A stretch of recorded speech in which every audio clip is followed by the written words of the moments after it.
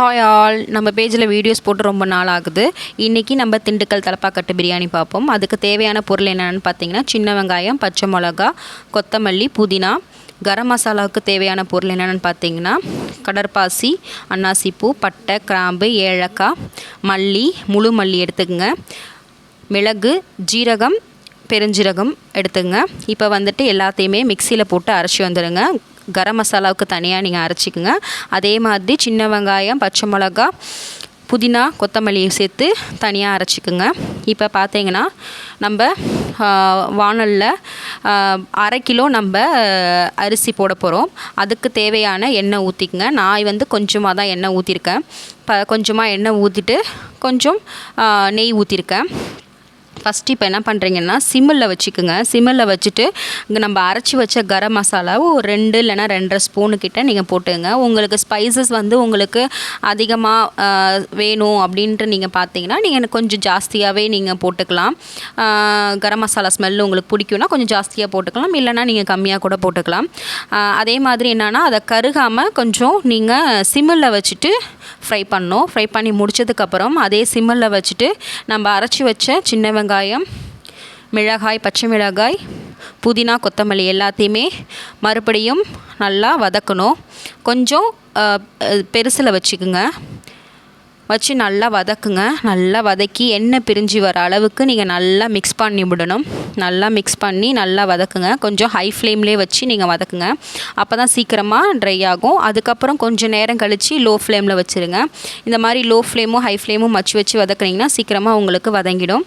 அடுத்தது பார்த்திங்கன்னா, இஞ்சி பூண்டு பேஸ்ட்டு நீங்கள் போடுங்க.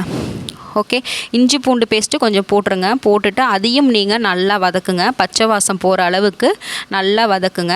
ஃபஸ்ட்டு நல்லா ஹை ஃப்ளேமில் வச்சு நல்லா வதக்கிட்டு, அதோட பச்சை வாசம் போனதுக்கப்புறம் நல்லா வதக்கிட்டு, அதுக்கப்புறம் என்ன பண்ணுறீங்கன்னா, ஒரு 5 நிமிஷம் கழித்து சிம்மில் வச்சுருங்க. சிம்மில் வச்சிங்கன்னா உங்களுக்கு ஓரளவு எண்ணெய் பிரிஞ்சு வந்துடும். அந்த எல்லாமே வதங்கி உங்களுக்கு எண்ணெய் பிரிஞ்சு தனியாக வந்துடும். எண்ணெய் பிரிஞ்சு வந்ததுக்கப்புறம் நீங்கள் என்ன பண்ணுறீங்கன்னா, அதில் தயிர் ஊற்றுங்க. ஏன்னா நம்ம இதில் தக்காளி கம்மியாக தான் நம்ம சேர்க்க போகிறோம். அதனால் நீங்கள் என்ன பண்ணணும், தயிர் கொஞ்சம் தாராளமாக நல்லா ஊற்றி நீங்கள் நல்லா மிக்ஸ் பண்ணிவிடுங்க. நல்லா ஒன்றோட ஒன்று எல்லாமே இதாகிற மாதிரி, கோட்டிங் ஆகிற மாதிரி நீங்கள் நல்லா வதக்கி விடுங்க. கொஞ்சம் ஹை ஃப்ளேமில் வச்சு நல்லா வதக்கி விடுங்க. நல்லா வதக்கிட்டு அதுக்கப்புறம் கொஞ்சோண்டு உப்பு போடுங்க. ஃபஸ்ட்டு கொஞ்சம் ஒரு அரை இது உப்பு போட்டுட்டு அதுக்கப்புறம் பார்த்துட்டு நீங்கள் உப்பு போட்டுக்கலாம். நெக்ஸ்ட்டு பார்த்திங்கன்னா, ஒரு தக்காளி நம்ம போட்டோன்றதுக்காக ஒரு 2 தக்காளி நீங்கள் போட்டுங்க. சின்ன தக்காளியாக ஒரு 2 தக்காளி போட்டுக்குங்க.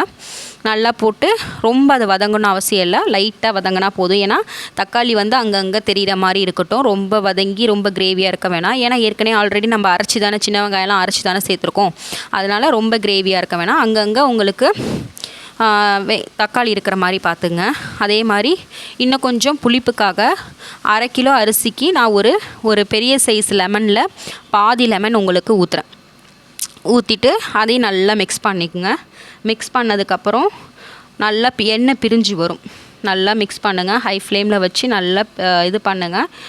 எண்ணெய் நல்லா பிரிஞ்சு வரும். பிரிஞ்சு வந்ததுக்கப்புறம் என்ன பண்ணுறீங்கன்னா, நம்ம ஆல்ரெடி என்ன பண்ணியிருப்போம்னா, மட்டனை வெங்காயம், தக்காளி, இஞ்சி பூண்டு பேஸ்ட்டு போட்டு ஆல்ரெடி நம்ம குக்கரில் ஒரு 3 விசில் விட்டு வேக வச்சு எடுத்து வச்சுருக்கோம்.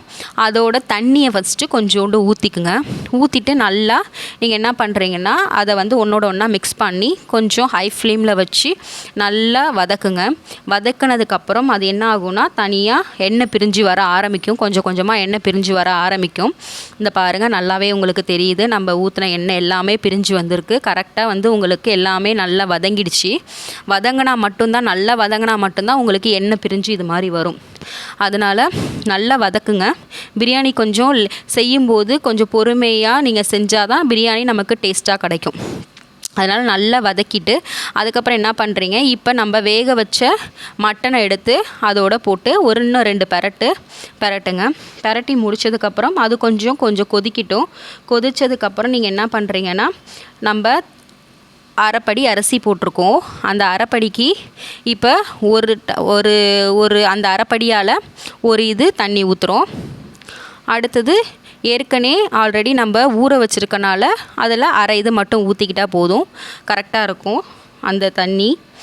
நெக்ஸ்ட்டு பார்த்திங்கன்னா நல்லா அது கொதித்து வரணும். அது கொதித்து வர வரைக்கும் கொஞ்சம் வெயிட் பண்ணுங்கள். நல்லா கொதித்து வந்து எண்ணெயெல்லாம் பிரிஞ்சு மேலே வந்துருச்சு. அப்போ வந்து நீங்கள் என்ன பண்ணுறீங்கன்னா அரிசி எடுத்து போடுங்க. நல்லா அரிசியெல்லாம் போட்டுட்டு நல்லா மிக்ஸ் பண்ணிவிடுங்க. ஃபுல்லாக மிக்ஸ் பண்ணதுக்கப்புறம் அது நல்லா ஹை ஃப்ளேமில் வச்சு கொதிக்க வைங்க. நல்லா கொதிக்க வைங்க. சுத்தமாக அரிசி எடுத்து போட்டுருங்க. ஃபுல்லாத்தையுமே அரிசி எதுவுமே வேஸ்ட் பண்ண வேணாம். நல்லா போட்டுட்டு அதை 2 கிண்டுங்க. ரொம்ப கிண்ட வேணாம், அரிசி உடஞ்சிரும். ஏன்னா ஆல்ரெடி நம்ம ஒரு அரை மணி நேரத்துக்கு முன்னாடியே ஊற வச்சிட்டோம். அதனால் நல்லா கிண்ட வேணாம், அரிசி உடஞ்சி போடும். ஒரு 2 கிண்டு அடி பிடிக்காமல் இருக்கிறதுக்காக ஒரு 2 கிண்டுனா மட்டும் போதும். நல்லா இது பண்ணதுக்கப்புறம் தண்ணி கொஞ்சம் ட்ரை ஆகிடும். ட்ரை ஆனதுக்கப்புறம் என்ன பண்ணுறீங்கன்னா தம் போடுறதுக்கு கீழே வந்து வேஸ்ட்டான தவாக்கல் வச்சுக்குங்க. வச்சுட்டு இப்போ அது மேலே அந்த இதை பிரியாணி எடுத்து வச்சுருங்க. எடுத்து வச்சுட்டு மேலே வந்து என்ன பண்ணுறீங்க, நல்லா ஒரு காற்று அந்த இது ஆவி வெளில வராத அளவுக்கு நீங்கள் என்ன பண்ணுறீங்கன்னா போட்டு லாக் பண்ணி மூடிடுங்க. மூடினதுக்கப்புறம் அது மேலே கொஞ்சம் கிண்ணத்தில் தண்ணி வச்சு வெயிட்டு தூக்கி வைக்கிறதுக்காக தண்ணி வச்சுருங்க. வச்சதுக்கப்புறம் இப்போ வந்துட்டு ஓப்பன் பண்ணி பார்த்தீங்கன்னா உதிரியாக உங்களுக்கு பிரியாணி, திண்டுக்கல் தலப்பாக்கட்டு பிரியாணி ரெடியாக இருக்கும். இதை செஞ்சு பாருங்கள். உங்களுக்கு பிடிச்சிச்சின்னா லைக் பண்ணுங்கள், ஷேர் பண்ணுங்கள். நம்ம பேஜை மறக்காமல் சப்ஸ்கிரைப் பண்ணிக்கங்க. தேங்க்யூ.